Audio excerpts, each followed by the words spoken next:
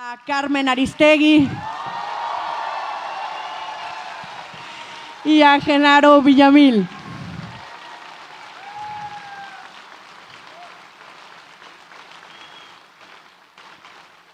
Así como pueden decir, estamos de fiesta en esta feria, dándoles la bienvenida en este foro Elena Poniatowska de la Feria Internacional del Libro del Zócalo 2018. Como saben, esta es su casa y estos son sus micrófonos. Así que bienvenidos y muchísimas gracias. Pásaselo.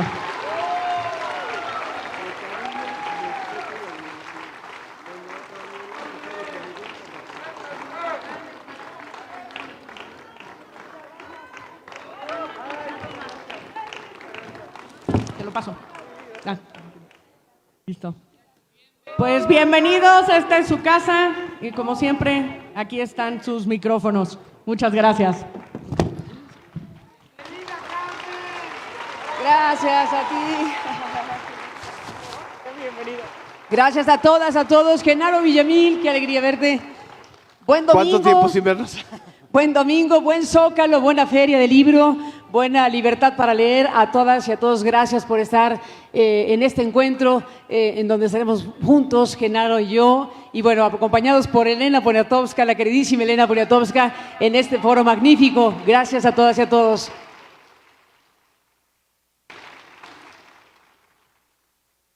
Bueno, pues Genaro y yo veníamos intercambiando WhatsApp, que es la mejor manera de comunicarse últimamente, y en esta comunicación decíamos, ¿cuál será el mejor tema para iniciar esta charla de este domingo, habiendo tantos asuntos?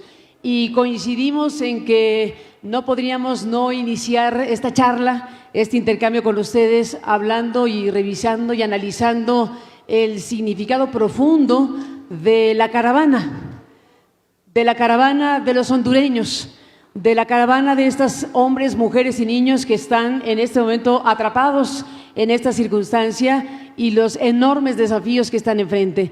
Así que la propuesta tuya es buenísima porque creo que estamos precisamente frente a un fenómeno que requiere ser revisado, analizado, discutido y preguntarnos qué debemos hacer como país, como sociedad y el gobierno a quien le toca resolver el asunto de la manera más apropiada.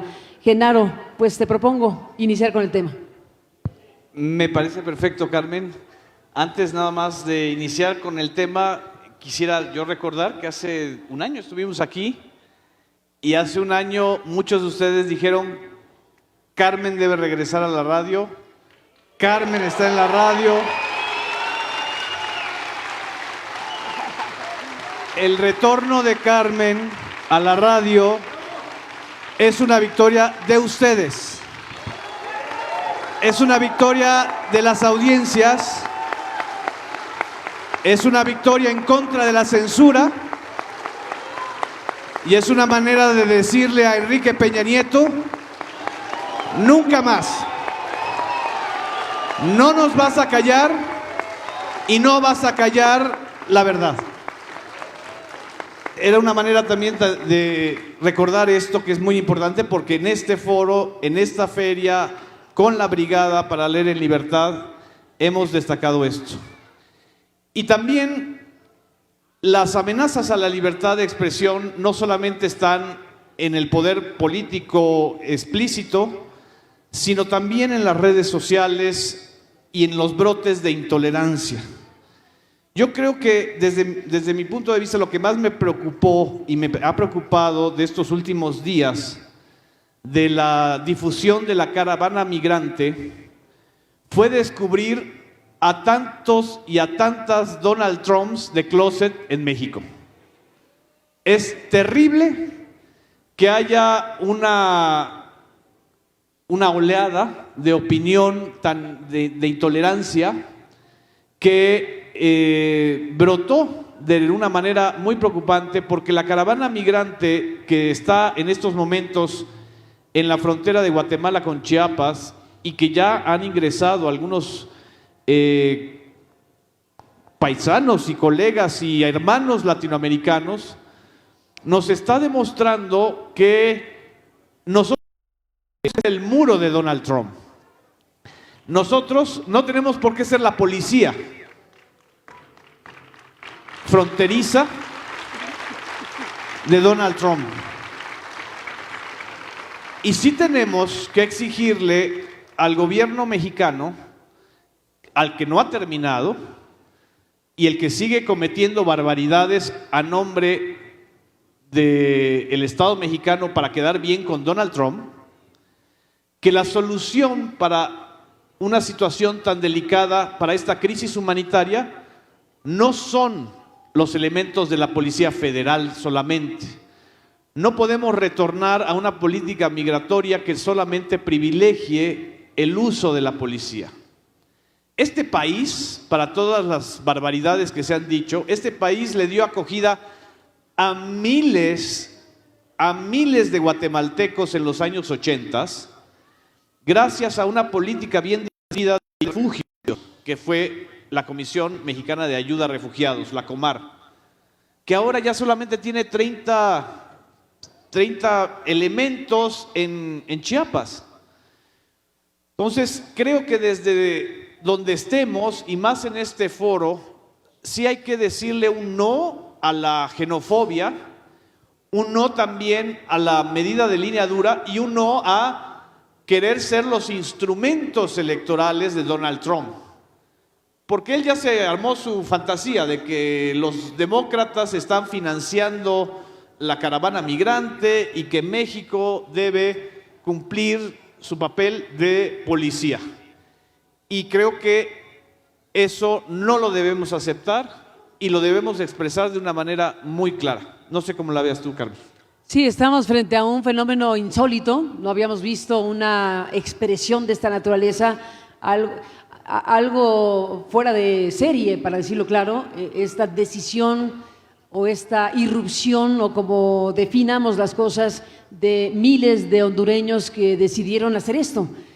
¿Cómo es que surgió? ¿Cómo es que se conectaron? ¿Cómo es que sucedió que al final de cuentas decidieron caminar todos estos kilómetros para ponerse frente a México y pasar como han pasado y quedar atrapados en esta circunstancia? Bueno, bien a bien es difícil saberlo. Tuve oportunidad de conversar con uno de los hondureños de la caravana, con el señor Walter Coelho, un taxista, que me dijo, pues yo soy taxista, pero no puedo más porque mi trabajo de taxista se lo tengo que entregar a los extorsionadores en Honduras. Mi trabajo y el de los demás taxistas que formamos parte, el grupo de taxistas al que pertenezco, somos extorsionados todo el tiempo. Hay un problema profundo de raíz, de criminalidad, de extorsión, de abuso, de pobreza en contra de miles de personas. ¿Qué digo miles? De millones de personas en Centroamérica, en México, en todos los que buscan el norte como vida. El caso de don Walter Coelho, me parece muy ilustrativo porque él narró cómo es que se enganchó en la caravana, literalmente a través de las redes sociales. Literalmente dijo, yo tengo 2 hijas, estoy ya desesperado porque yo ya trabajo para ellos, no para mis hijas, sino para los extorsionadores y los que tienen a la gente sometida, obligándola a entregar parte de su trabajo en una trama criminal inacabable. Y el señor vio algún mensaje en alguna página, en algún mensaje de Facebook, de Twitter, en alguna red social, y decidió caminar con la caravana y decidió incorporarse a la caravana.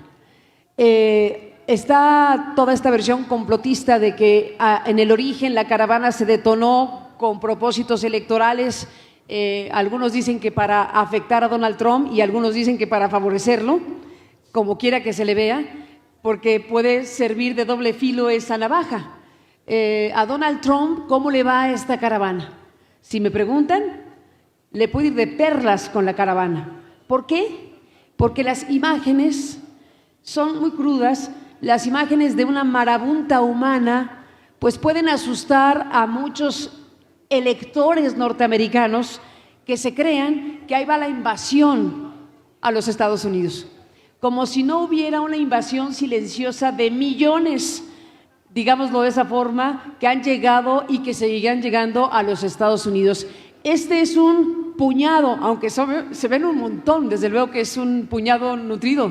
Estamos hablando de 2,000, 3,000, 4,000 personas todas juntas, pues se ve amenazante para efectos de un electorado que desde Estados Unidos está oyendo a su presidente decir: estos vienen a asaltarnos, estos vienen a un ataque, estos vienen a invadirnos, y yo, su presidente, voy a usar hasta el ejército de ser necesario, porque el presidente Trump está hablando en esos términos.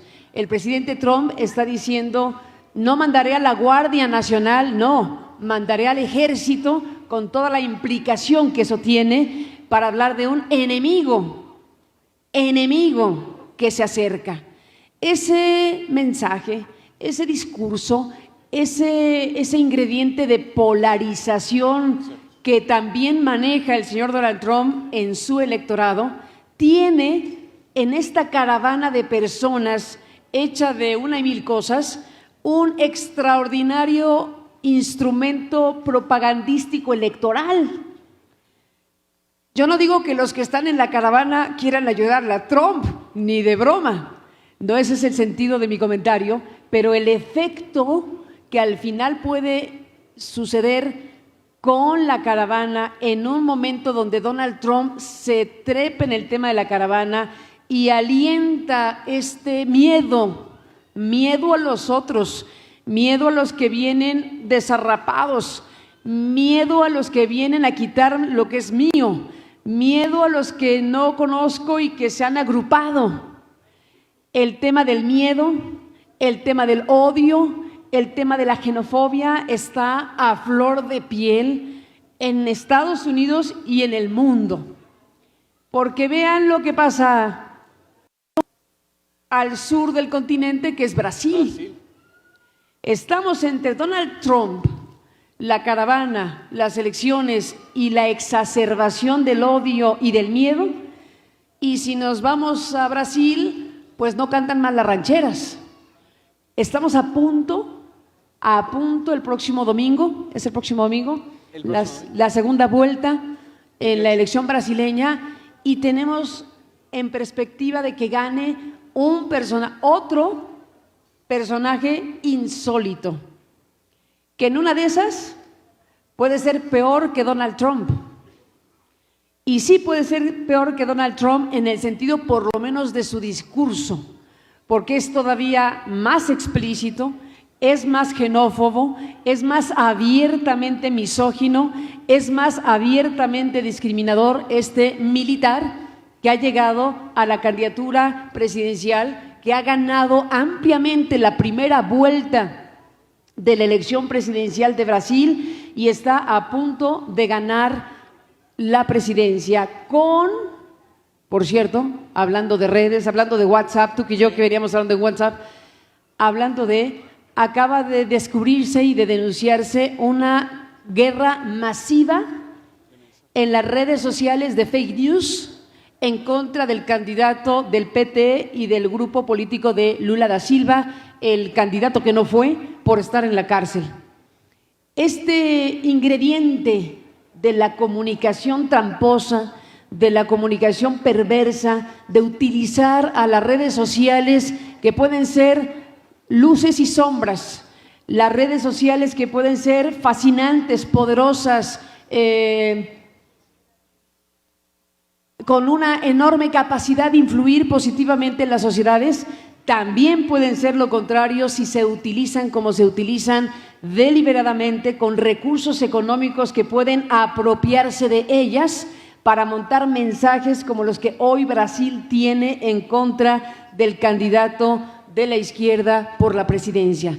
¿Va a afectarle a Bolsonaro esta acusación formal que ya está en los tribunales electorales de Brasil? Pues es muy difícil saberlo porque es muy poquito tiempo, les falta una semana.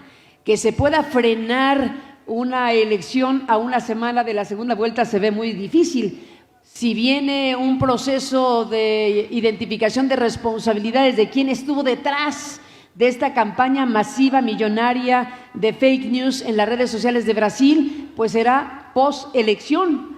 Y lo más seguro es que veamos a un presidente brasileño, Bolsonaro, como presidente de Brasil, impugnado con ilegitimidad por haber llegado de esa manera a la presidencia, pero me temo que presidente será si no pasa un milagro. Así que tenemos en solo una pasada rápida en esta charla dos grandes casos, dos grandes elementos que nos hablan de lo que está sucediendo en el mundo hoy por hoy. Cuando se establecen liderazgos de esta naturaleza, como Donald Trump en el país más poderoso de la tierra, o como Brasil, una de las naciones más poderosas de América Latina, con perfiles de liderazgo político de esta naturaleza, es que algo muy mal estamos haciendo. Algo muy grave está ocurriendo con las democracias, porque con Brasil no solo van a tener un presidente de ultraderecha, sino está en riesgo la democracia misma. Está en riesgo lo que significan los ejes básicos en donde una sociedad debe estar parada. ¿Cómo demonios puede haber un presidente de un país que sea capaz de decir cosas como las que Bolsonaro ha dicho en voz alta? ¿Cómo es posible que un país pueda tener un presidente que sea capaz de defender a la dictadura así abiertamente y que diga barbaridades como que el error de la dictadura brasileña fue haber torturado porque tenían que haber matado? O que se aviente el tiro. Sobre las mujeres, lo que dice de las mujeres, que son débiles y que siempre hay que dejarlas en sus casas. O sea, un mensaje muy misógino. A ver, ¿qué me dices, Genaro Villamil, querido? Este hombre fue capaz de decirle a una diputada, sí, opositora suya, obviamente, decirle: usted, señora diputada, no tiene derecho a que yo la viole por fea. Ese es el tipo. Así es. El señor que es capaz de decir que preferiría ver muerto a su hijo antes que verlo homosexual. Así es. De ese calibre es el personaje en Brasil. Del calibre que ya sabemos es Donald Trump. Así es. En medio de todo esto, México, que tiene que hacer algo con la caravana. Villamil, ¿qué hacemos? El asunto también las redes tienen un lado oscuro, o sea, tienen un dark side. Así como hay un lado brillante, hay un lado luminoso, hay un lado espléndido de participación ciudadana. Por ejemplo, voy a meter ahorita otro tema: la consulta sobre el nuevo aeropuerto no se podría haber detonado sin la preocupación no solamente del gobierno entrante de López Obrador, sino también de la preocupación expresada en las redes. Y ahí se ha dado una discusión intensa. Pero en el caso de la caravana migrante, incluso yo les puedo preguntar, ¿cuántos de ustedes han recibido mensajes de odio a los hondureños en estos 2 últimos días? Alcen la mano. Los que hayan recibido a través de Facebook esos mensajes de odio, a través de Twitter. Hay un brote de racismo muy preocupante, porque lo que hace el racismo o la xenofobia es alimentar un odio sobredimensionado ante una amenaza que no es real. O sea, empiezan a preguntar: bueno, si tú tanto quieres a los migrantes, ¿a cuántos te llevarías a tu casa? ¿Han visto esos mensajes, no? Esos mensajes son direccionados permanentemente por bots, cuentas automatizadas o por troles. No respondan, no los activemos, no nos enganchemos. El lado oscuro de las redes sociales tiene que ver con esto, con una inducción de las bajas pasiones de una sociedad.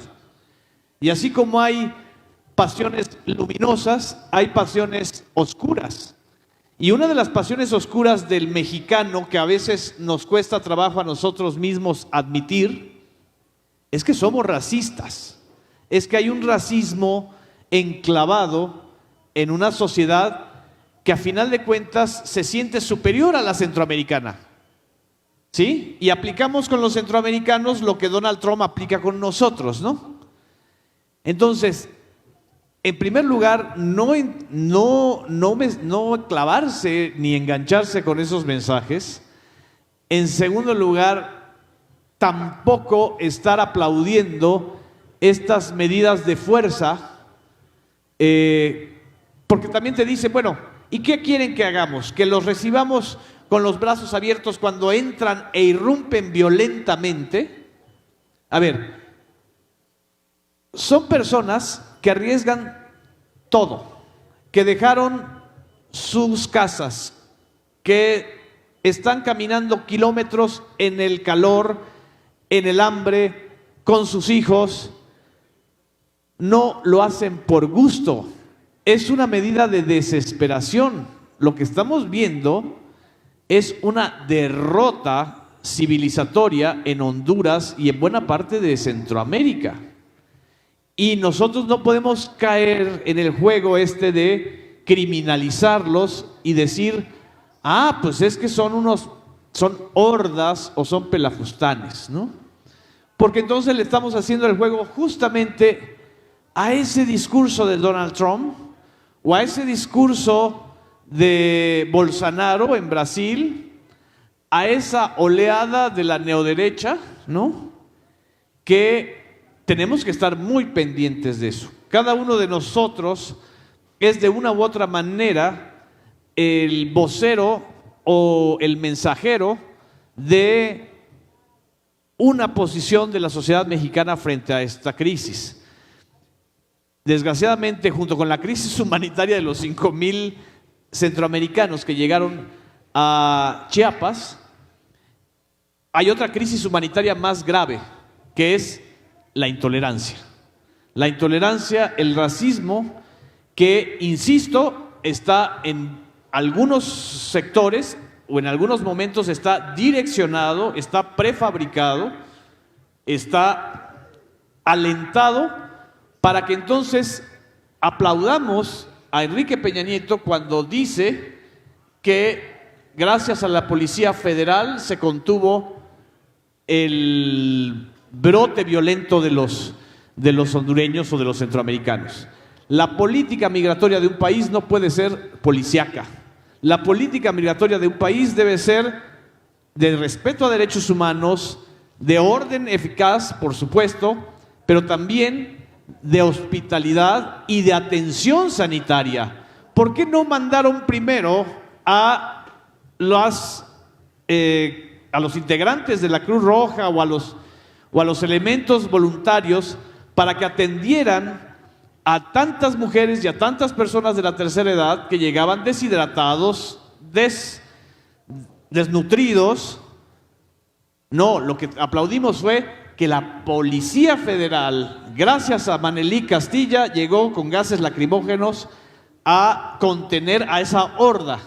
No podemos caer en el aplauso fácil a ese tipo de medidas, porque entonces lo que estamos haciendo es haciéndole el juego exactamente a Donald Trump. Exactamente estamos justificando por qué ese discurso que plantea que hay legales e ilegales, documentados e indocumentados. En el mundo solo hay personas y las casas de todos son este país. Este país es nuestra casa. Este país es el que debe acoger a los más débiles, como lo hizo antes con los refugiados españoles, como lo hizo antes con los refugiados guatemaltecos. Entonces no caigamos en el discurso facilón de, si tú eres muy promigrante, a ver a cuántos hondureños te llevas a tu casa, ¿no? Este país es nuestra casa, Este país y este gobierno es el que debe atender de manera humana a los más débiles o a las personas que están desesperadas. Nadie se va de su tierra por gusto. Nadie emprende un éxodo como ellos por ganas de ver de qué color son las calles de San Francisco. En fin, no sé que tengas algún comentario más.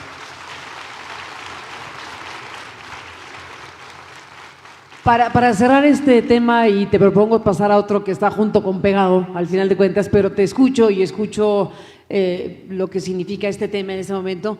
Y cuando decimos, bueno, ¿cómo México debe resolver esta crisis de este momento? Es una crisis de días y horas y minutos que está ocurriendo en este preciso momento. Pero ya que estamos hablando de lo que pasa con los migrantes, que este grupo de migrantes decidió de forma insólita, porque no habíamos visto una cosa así en México, de una irrupción masiva de migrantes que con la cara al sol dicen aquí estamos y queremos pasar. No los hemos visto así, los hemos visto de muchas otras maneras. Los hemos visto treparse al lomo de la bestia, los hemos visto subirse a los mecanismos de transporte en que pueden para pasar de Centroamérica hacia los Estados Unidos. Y los hemos visto por años, por décadas, por siempre. Y México, hoy que estamos discutiendo qué hacemos con esta caravana, con este puñado de miles, ya tendría desde hace rato que estarse planteando qué hacemos como país con esta tragedia humanitaria que es el flujo migratorio hacia Estados Unidos y lo que les pasa cotidianamente.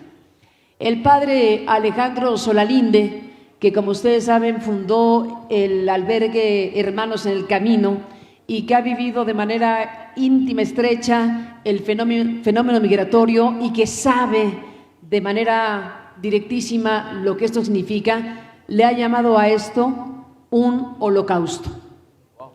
Le ha llamado al fenómeno de crimen que se ha instalado en el tema migratorio holocausto, porque los matan, los secuestran, los extorsionan, los esquilman. Los migrantes son un botín, un negocio criminal millonario, trata de personas, secuestros, robos. Lo que pasa con ellos permanentemente, sin que ellos puedan levantar la voz, es un tema de raíz profunda que los mexicanos nos hemos hecho guajes en ver, y hay que decirlo. Hay que decir que la sociedad mexicana no hemos sido lo suficientemente íntegros para decir eso no puede pasar más. Lo vemos de ladito, lo vemos y no lo vemos.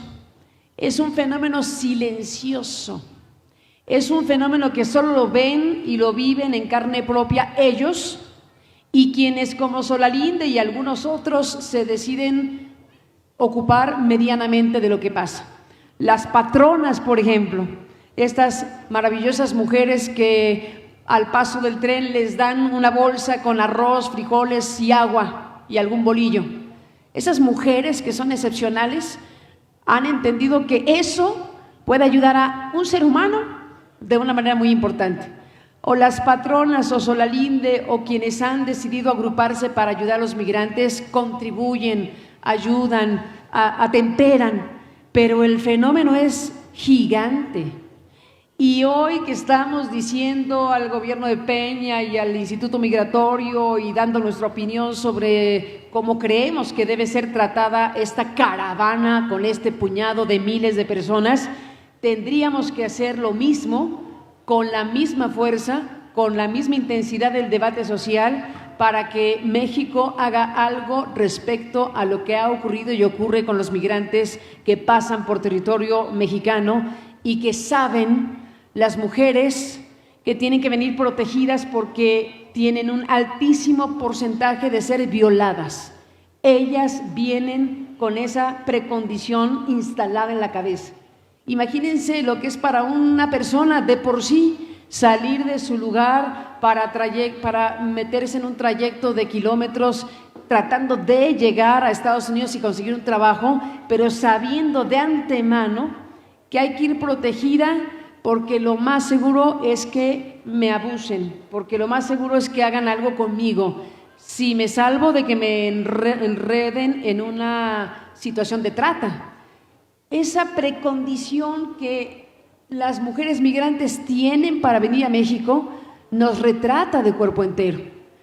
Y creo que al final de cuentas la irrupción que estamos viendo hoy caminar hacia los Estados Unidos, y veremos en qué termina este capítulo, no debe terminar con el capítulo, debe empezar con este capítulo en una discusión profunda y grande sobre cómo México ha permitido que México sea esta pesadilla y este infierno para centroamericanos y para mexicanos que se convierten en los migrantes que van hacia el norte.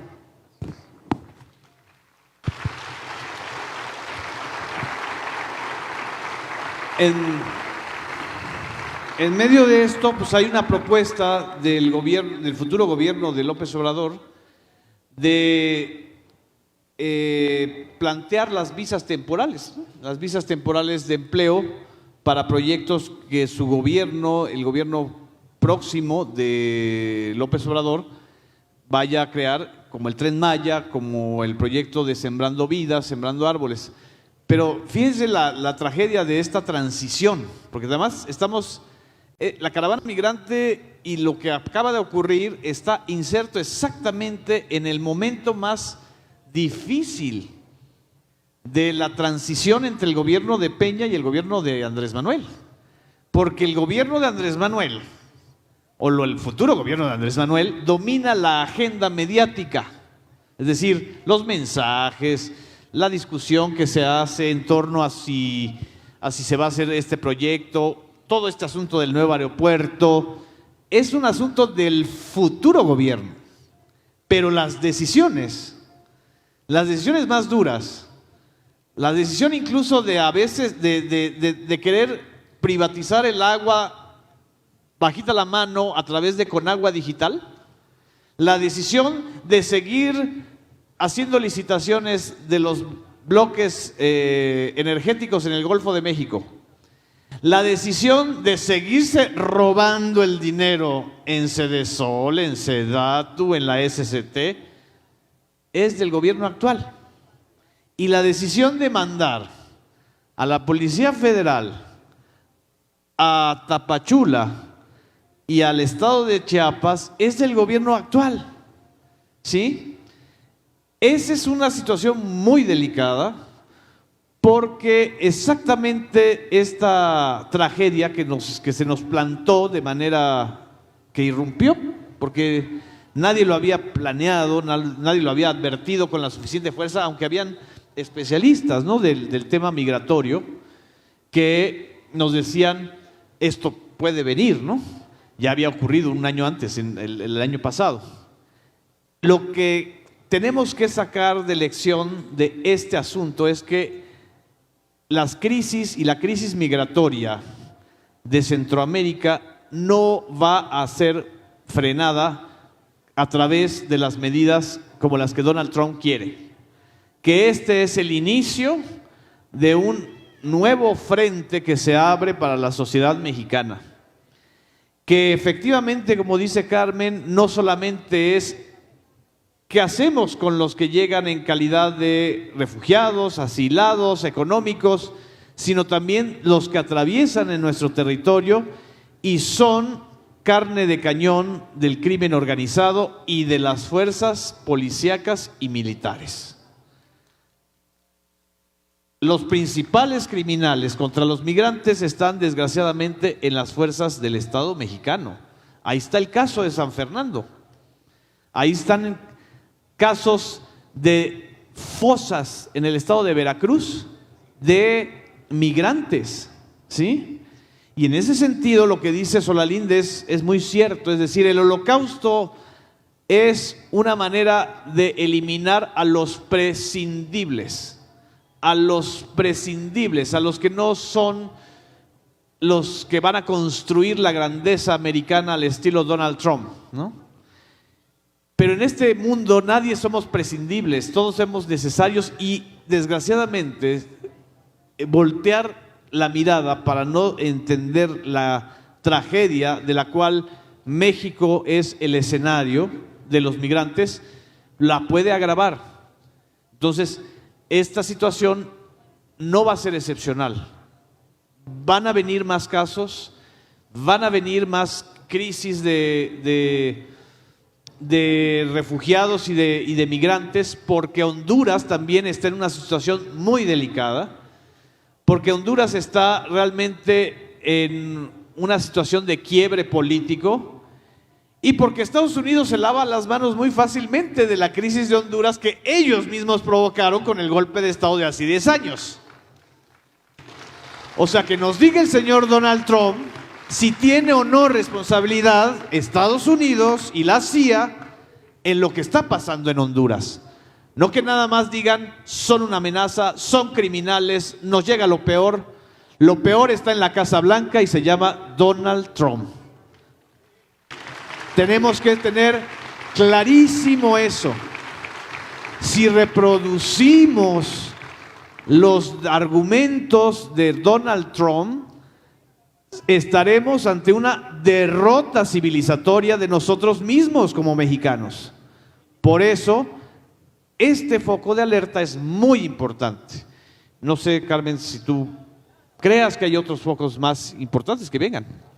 Bueno, como este no, porque estamos en la inminencia de miles de personas que se encuentran pues en una condición frágil o muy frágil, y ya veremos qué va ocurriendo en las próximas horas, porque es un tema de hora por hora. Al final de cuentas se tiene que resolver la circunstancia de estas personas a las que se les ha ofrecido documentar su circunstancia, se les ha ofrecido a quienes decidan solicitar asilo, pues que lo hagan formalmente y que entonces pasen a una unidad migratoria, una zona donde estén 45 o hasta 90 días para que se les resuelva si se les otorga o no una condición de asilados.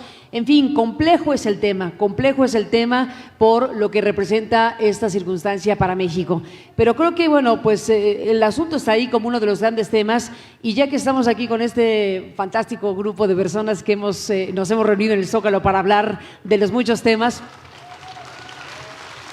que hay que celebrar esto, Como lo decíamos el año pasado, déjenme regresar a la idea que el año pasado compartía con ustedes, hay que celebrar que estemos aquí, hay que celebrar que esta parte de la sociedad mexicana, ustedes, nosotros, los que estamos aquí y allá, y todo este grupo de personas que acude al Zócalo a ver libros, a hojearlos, a comprarlos, a llevárselos en el morral para leerlos después, en fin, acuden a este tipo de encuentros donde personas que compartimos nuestras ideas lo hacemos con enorme entusiasmo. Bueno, celebremos que estamos aquí, porque si algo va a ser distinto en México, cruzará por encuentros como este, cruzará por la decisión de la gente de participar, de discutir entre nosotros, de construir el diálogo público, de discutir entre nosotros lo que queremos y lo que no queremos, de participar de esta manera o de la otra en todos los temas posibles. No es suficiente para construir una democracia ir un domingo a votar. Ya lo sabemos, no es suficiente atender esa base fundamental de un ejercicio democrático y manifestarse de esa manera, de la forma en que esta sociedad se manifestó. Evidentemente, para que México dé la vuelta, para que México logre un cambio profundo de raíz, tiene que ocurrir algo como esto, que es que la gente se involucre, que las personas decidan estar, incidir, participar, organizarse, hacer cosas que resuelvan, que signifiquen, desde las cuestiones más trascendentes y profundas como discutir qué hacemos con los migrantes, hasta arreglar el bache de la esquina y que el servicio de limpia haga su trabajo para la cuadra.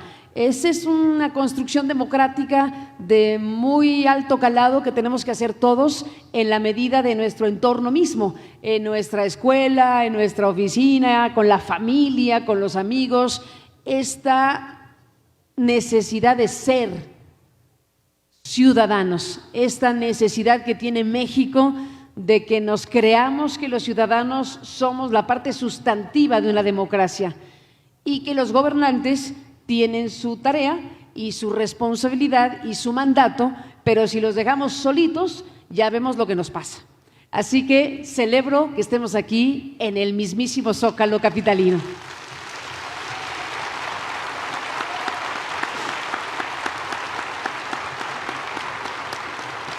Y ya que estamos en ese plan, decíamos ahora esta semana, hashtag, ¿qué hacemos con Enrique Peña? Una tesis. A ver. Ay, caray.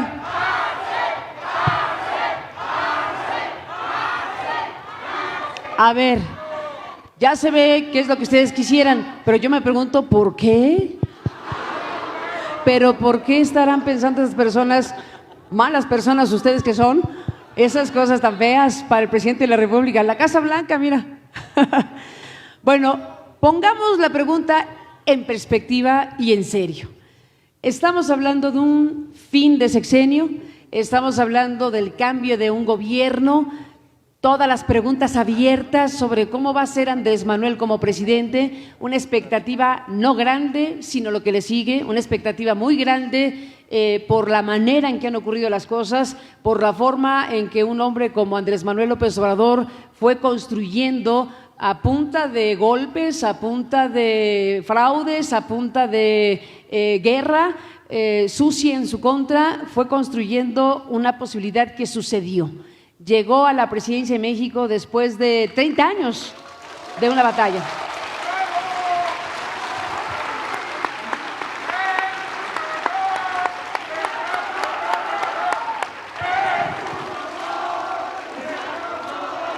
El tema es que hoy tiene ya la responsabilidad de ejercer ese poder que tiene. El tema ya es que llega a la presidencia de México con una bandeja de oro en capital político y en legitimidad. Y tenemos que ser muy observantes, muy participativos para que eso lo use y lo use bien, para darle la vuelta a un país que requiere cambiar los paradigmas de cabo a rabo. Uno de los filones que más preguntas arroja es ¿qué hacer con Peña? ¿Qué hacer con Peña cuando tenemos un conjunto de temas y de circunstancias que desde luego tienen que ser procesados judicialmente? Estamos hablando de casos, bueno, en el caso de la Casa Blanca de Enrique Peña Nieto, que desde luego nunca fue investigado realmente. Ahí hay un filón de investigación obligado sobre cómo un presidente de la República pudo estar en posesión de una casa millonaria en las lomas de Chapultepec, que estaba y está a nombre de un contratista que ha tenido un crecimiento muy amplio desde que Peña Nieto era su contratista como gobernador y luego como presidente. ¿Qué se hace con un caso como ese?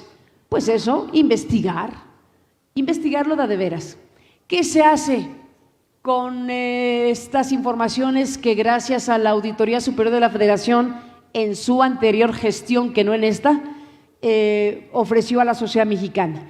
Las triangulaciones millonarias que se hicieron y que queda constancia documentada de que se hicieron en Sedesol y Sedatu, utilizando a las universidades públicas o a varias universidades públicas y a instituciones de comunicación social para triangular con empresas fantasmas cantidades millonarias. ¿Qué hacemos? Pero dice con Rosario, eso? dice Rosario que es inocente. Dice ¿Qué la hacemos con Chayo, eso? dice la Chayo que nos reta a que le mostremos un documento que haya firmado. ¿Qué respondes a eso, Carmen? Pues que se investigue, como ella dice, que le tomen la palabra, pero que se investigue de veras. Evidentemente estamos en esta parte del sexenio con uno de los grandes casos documentados de corrupción con dinero público. Tenemos entonces el tema de la Casa Blanca, tenemos las triangulaciones de las universidades, Sedesol, Sedatu, tenemos el caso Chihuahua, que está entrando en una ruta espectacularmente notable por lo que está haciendo la presidencia de la República con el tema Chihuahua. Lo que en Chihuahua el gobernador Corral y su fiscal Peniche están investigando, con lo que ya llevan 34 carpetas abiertas de investigación de triangulaciones de recursos federales hacia los estados de la República en la llamada Operación Zafiro, merece una investigación en serio.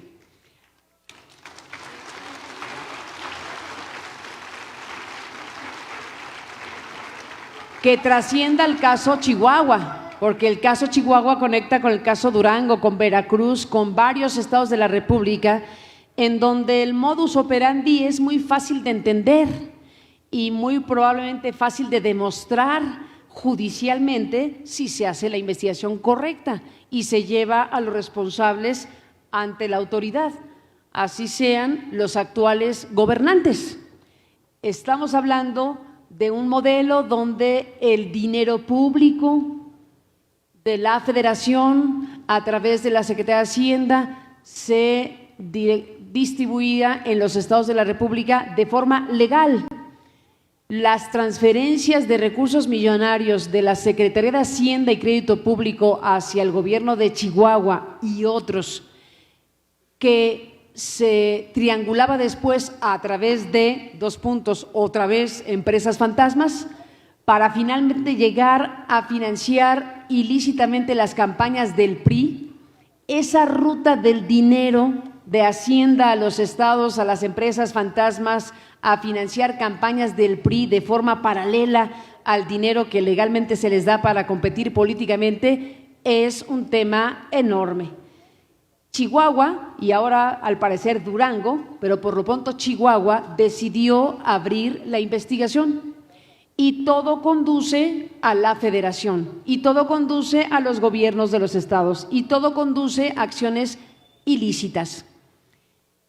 Lo notable del tema del caso Chihuahua es lo que decidió hacer Enrique Peña Nieto hace algunos días. Tal vez ustedes hayan seguido la pista de esta información. Hoy mismo en Aristegui Noticias, en nuestro portal, en la mañana, nuestro colega Juan Omar Fierro publicó la ampliación, el documento de la ampliación de la controversia constitucional que Enrique Peña Nieto le ha planteado a la Suprema Corte de Justicia de la Nación. Así como lo oyen, al 11:45, a punto de acabar el sexenio, Peña Nieto ha entregado a la Corte, su consejero jurídico, ha entregado a la Corte una controversia constitucional para pelearse contra el Código Penal de Chihuahua, que permite que en una investigación local de Chihuahua se involucre a funcionarios federales, es decir, a Peña y compañía.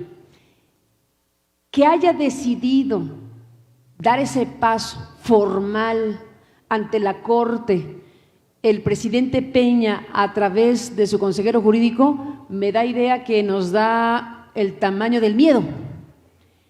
Me da idea que nos permite saber lo que Peña sabe que puede venir si hay investigaciones de a de veras. En Chihuahua, por lo pronto, este gobernador y su equipo de trabajo y la Fiscalía decidieron ir por ellos en una investigación en donde lograron detener a varios eslabones de esa cadena, a varios funcionarios del gobierno de César Duarte Jaques, gobernador prófugo que tiene, si no me equivoco, 11 órdenes de aprehensión y la solicitud de extradición que no prospera. Y no prospera porque el presidente Peña no quiere que prospere. Y no prospera la extradición de César Duarte Jaques porque saben que si viene César Duarte Jaques puede contar lo que los involucra. Y podemos empezar a ver probablemente fenómenos que nos parecen de Marte como lo que le pasó a Brasil, como lo que le pasó a Perú, como lo que ha pasado en Guatemala, lo que ha pasado en diferentes países de América Latina en los últimos años, que han habido maxiprocesos que involucran el tema de la corrupción política. Y tenemos a varios presidentes de varios países prófugos con el tema del lavallato, con el tema Odebrecht, que está metido en lavallato, con una situación que se ha generado y que se ha convertido en una espiral donde han caído los más importantes empresarios brasileños, donde tienen a un presidente, me parece que sin suficientes méritos, en la cárcel, como es Lula da Silva, por razones políticas, y en esta mezcla de justicia con política vemos cosas como esta. Vemos a El Salvador, por ejemplo, que está viviendo un fenómeno impresionante. El Salvador hoy tiene procesado a su expresidente,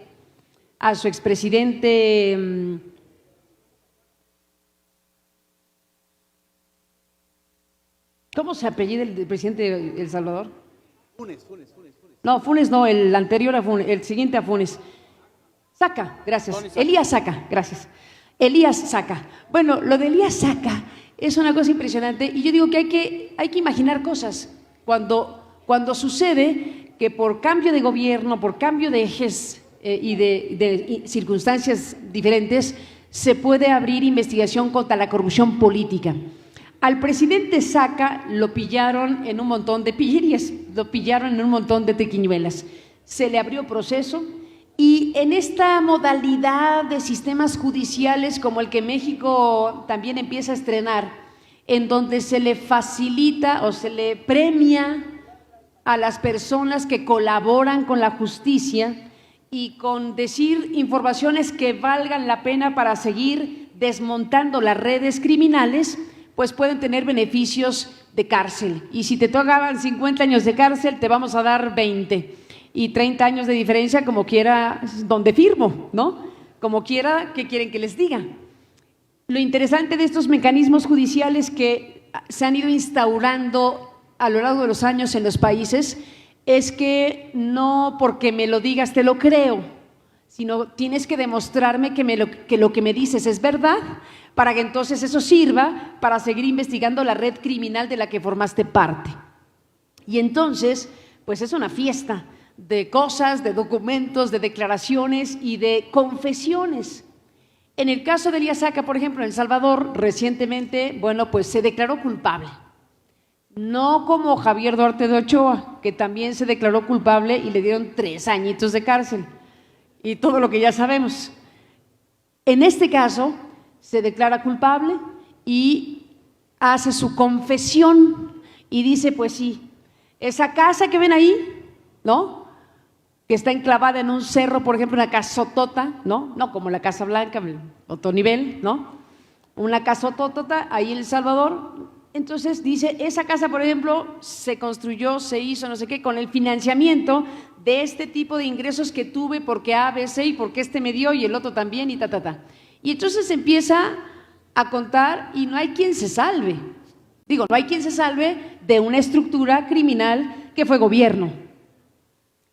El fiscal de El Salvador hace unas 3, 4 o 5 semanas dio una conferencia de prensa para informarle a los salvadoreños parte de sus investigaciones sobre esta red criminal gubernamental. Y se aventó el tiro de convocar a la conferencia de prensa en la sala principal de la casa del expresidente. Y aquello era una cosa kafkiana. Es tanto como si algún día el futuro director de la Unidad de Investigaciones Financieras de Hacienda o el fiscal anticorrupción de México, que algún día vendrá, o el fiscal autónomo de la República, que se tomará su papel en serio, se aviente el tiro de convocar a la prensa mexicana en Sierra Gorda 150, las Lomas de Chapultepec, y dar ahí una conferencia de prensa. Hagan de cuenta que eso sería. ¿Tú crees, Genaro Villamil, queridísimo, hombre de imaginación pródiga, que algo así pueda pasar en México? Pues respondiendo con el inicio de la pregunta de qué hacemos con Enrique Peña Nieto, yo creo que podría ser muy interesante tener al fiscal anticorrupción de México en una conferencia de prensa donde nos explique todos los bienes inmobiliarios de Peña Nieto, ¿no? Porque son muchísimos. Pero esto que estás comentando es muy importante porque, digo esto a manera de colofón para no extendernos muchísimo más. El punto aquí es que se venció electoralmente al PRI. Están siendo expulsados de los pinos, de los estados, de los congresos, una bola de ratas. Pero, ojo, la cleptocracia no ha sido derrotada. ¿Sí me explico? Es decir, lo que está exponiendo Carmen es toda la enorme red de intereses y de redes de corrupción y de secretos y de pactos que permanecen, ¿no? Y que no es fácil destruirlos de la noche a la mañana. Tan solo en esta ciudad, el desafío que tiene Claudia Sheinbaum, nada más para mencionar Ciudad de México, frente a las redes de intereses inmobiliarios, y lo voy a decir con toda la claridad del mundo, del peor jefe de gobierno que ha tenido la Ciudad de México, que es Miguel Ángel Mancera, digo, va a ser enorme el desafío, porque además a esa red de intereses inmobiliarios se junta ya el crimen organizado, y al crimen organizado se le juntan también las corruptelas de las clientelas políticas, como estamos viendo en Coyoacán, donde parece que nadie va a mover nunca al poder de Mauricio Toledo. Yo digo, ¿no? Entonces, este asunto de cómo vamos a enfrentar la cleptocracia es un desafío enorme. Y no le podemos dejar toda la carga de la prueba o toda la responsabilidad al futuro gobierno. Tenemos nosotros que estar muy vigilantes, porque la cleptocracia, perdonen que lo diga, también está en Morena.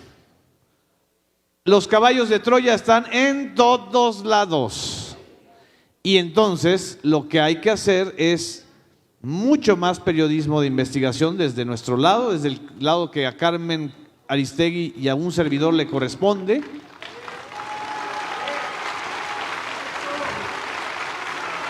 Porque esa es nuestra función social, política en estos momentos. Y a ustedes y a todos los ciudadanos nos corresponde estar bien atentos. No podemos caer en la amnesia colectiva porque está en riesgo un logro que le ha costado a esta sociedad mucho. La victoria del 1 de julio le ha costado sangre, sudor y fraudes a esta sociedad. No la desperdiciemos, no caigamos en el derrotismo anticipado. La cuarta transformación apenas va a empezar y ya la están dando por muerta la derecha electrónica, ¿no? Entonces, estemos muy pendientes de esto porque es por donde tenemos que desarrollar a la sociedad mexicana para no caer en una espiral de vendetas que a final de cuentas acabó beneficiando a la derecha, como en Brasil. La historia de Brasil es terrible por eso, porque también el PT brasileño, el partido gobernante, cometió un grave error: no haber eliminado la autocrítica frente a los evidentes casos de corrupción que estaban dándose, ¿no? Y de ahí se valió la derecha. Entonces, en ese sentido, creo que hay que estar muy al pendientes, hay que seguir haciendo las investigaciones en todos los espacios informativos que podamos, porque este es el antídoto, es el mejor antídoto para no volver a caer en una pesadilla como el peñismo. En fin, yo nada más voy a... creo que nos van a visitar aquí Eduardo Vázquez, ¿sí?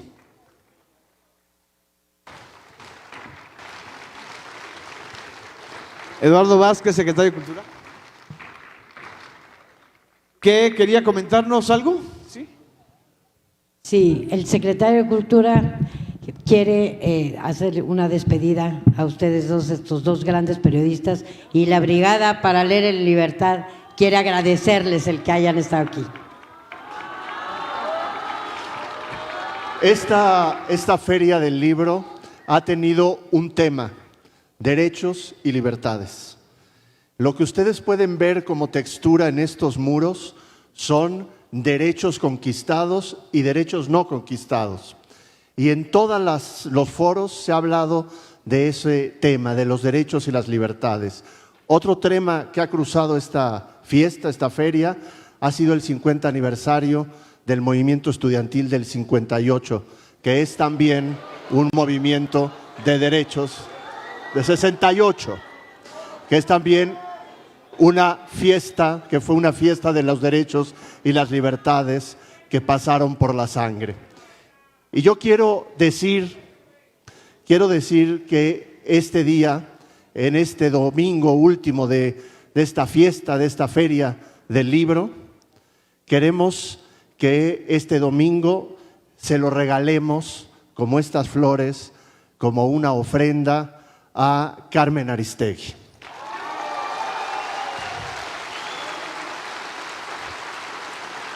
Este Zócalo celebra el triunfo de las audiencias, el triunfo de Carmen, y la queremos de vuelta en la radio. Muchas gracias, Carmen.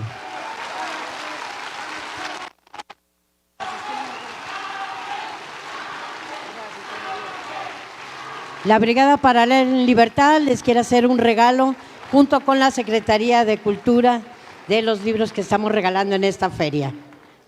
Muchísimas gracias. Muchísimas gracias, Paloma. Gracias, Eduardo. Gracias a todas, a todos, Genaro. Qué alegría estar contigo y con ustedes en un domingo como este.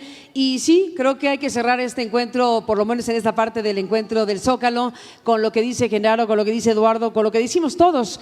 Lo que viene para México lo tenemos que construir como mexicanos y como mexicanas, que prevalezca el espíritu de construir una democracia entre todos, y en esa democracia debe establecerse como norma de todos los días el Estado de Derecho, las leyes que se cumplan, los derechos fundamentales, que los ejerzamos, que estén en el papel, pero que estén en nuestras vidas. Y un derecho fundamental, el derecho de derechos, que es el de expresarse, el derecho a decir, el derecho a opinar, el derecho a debatir, el derecho a discutir los asuntos que nos son importantes para todos. Así que este foro, este encuentro, esta maravillosa imagen de Elena Poniatowska y lo que significa que nos una como mexicanos en un momento de país trascendente, histórico, y que tenemos que construir juntos. Un fuerte abrazo y muchas gracias.